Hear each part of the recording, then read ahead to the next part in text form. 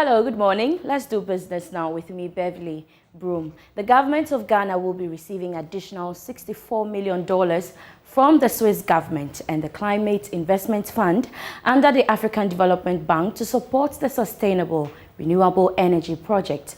The project, which seeks to produce clean energy through the installation of solar equipment for the national grid, is expected to increase the country's electricity access. Minister for Finance Ken Ofori-Atta, after a short ceremony, stated that the deal couldn't have come at a better time.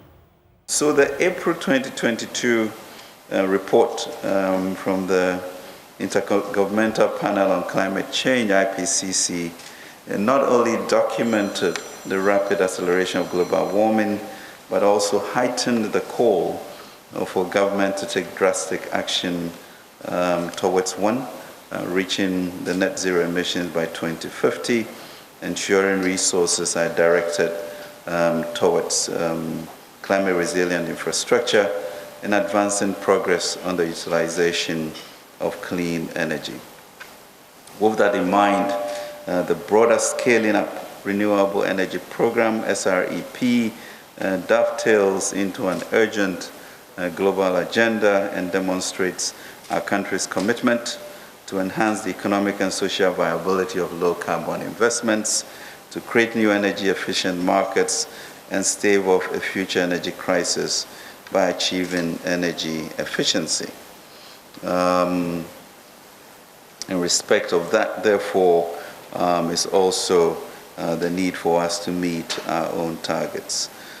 So let me really commend the sustained interest and commitment of AfDB and the Climate Investment Fund, the Swiss government, our development partners, for their support in getting us this far.